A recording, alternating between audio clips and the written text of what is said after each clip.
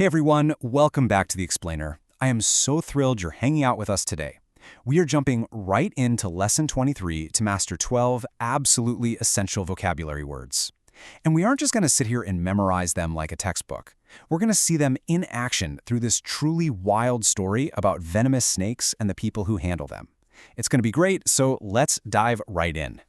Here is our quick roadmap for today. We'll start with words are like fashions. Then, meet the essential 12. After that, actions and reactions. Next, handling poisonous snakes. And finally, we'll wrap up with a visual vocabulary challenge. All right, part 1. Words are like fashions, linguistic outfits. Before we get to the actual word list for Lesson 23, let's talk philosophy for just a second. Vocabulary, it's not just some static list gathering dust in a dictionary. It's a tool. It's basically like clothing you actively have to wear in your daily life. The poet Alexander Pope put it perfectly. He wrote, "In words as fashions, the same rule will hold, alike fantastic if too new or old. Be not the first by whom the new are tried, nor yet the last to lay the old aside." What's really brilliant about this comparison is that adopting a new word is exactly like trying on a new outfit. It takes a little bit of timing, understanding the context, and maybe a quick mirror check before it feels completely natural. You don't want to use a word awkwardly just because it's brand new to you, but you definitely don't want your vocabulary to grow stale either. Moving on to Section 2. Meet the Essential 12, your building blocks.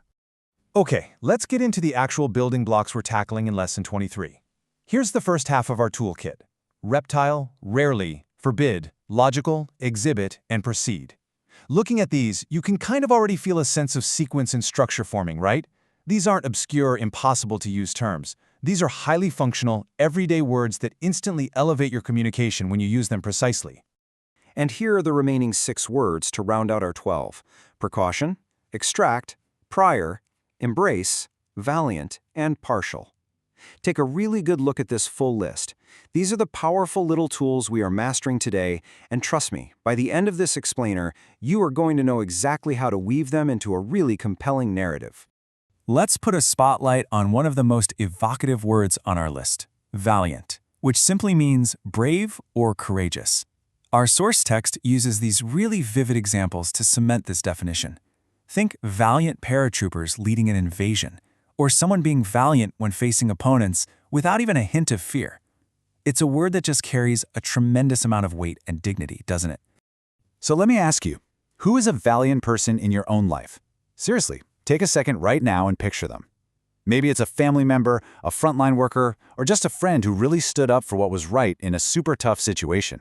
Mapping a new word to a real, personal memory is a proven technique to dramatically boost your retention. Once you connect valiant to someone you actually know, it's locked in. You'll never forget what it means. Next up, Section 3, actions and reactions, opposites and pairs. So now that we have our words for Lesson 23, let's see how they bounce off each other. Words rarely live in total isolation. They naturally pair together or create these striking contrasts that actually help define them. Look at this direct contrast. On one hand, we have forbid, meaning to order someone not to do something, making a rule against it. Very restrictive, very negative action. But then, on the exact opposite end of the spectrum, we have embrace, which means to hug one another or to fully, completely accept something. Cementing these words through their exact opposites is an amazing way to grasp their emotional vibe. Like, you might forbid a bad habit, but you absolutely embrace a new opportunity. Now let's look at words related to time and sequence. Prior means coming before, or earlier. It's the condition that absolutely has to be met first. Proceed, on the other hand, means to go on after having stopped, to move forward. The crucial point here is that understanding the prior steps is exactly what allows you to safely proceed. See how perfectly they work together to create a logical flow? All right, part 4, handling poisonous snakes, a real-world story. Okay, this is where it gets incredibly fun. We're taking our new vocabulary out for a spin in a really high-stakes, real-world narrative from Lesson 23. According to our text, the Hopi Indians have a deep, sacred tradition involving a snake dance. It notes that they rarely leave the reservation without asking, and they strictly forbid any outsiders from taking part in the ceremonies. Notice how hitting those 2 words, rarely and forbid, instantly sets this tone of exclusivity and boundaries right out of the gate. Naturally, scientists watching this were completely baffled by how the handlers were surviving this.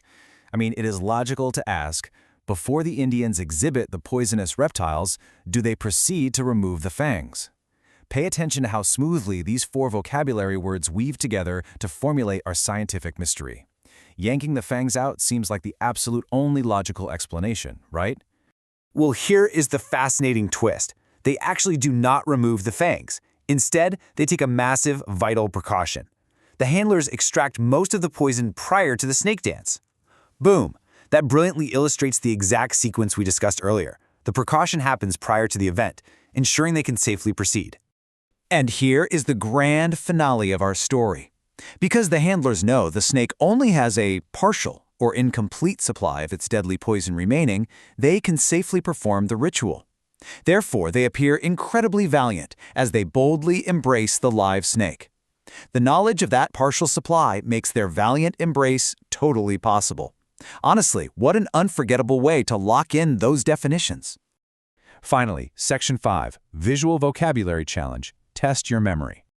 Let's see how well these words actually stuck in your mind with a quirky little visual puzzle straight from Lesson 23. Take a close look at this drawing.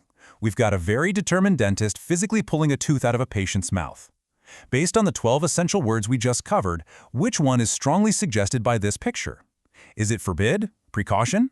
Think about the actual physical effort involved in pulling something out. If you guessed extract, you totally nailed it. The answer is extract, which means to pull out or draw out, usually with some effort.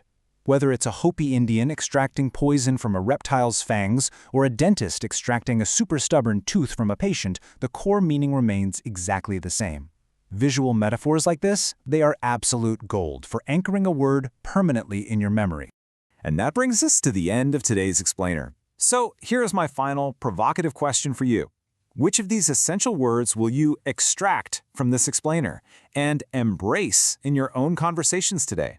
Don't let this knowledge just sit idle in your brain. Get out there, be valiant, and try on your new linguistic fashions. Thanks so much for joining, and I'll see you next time.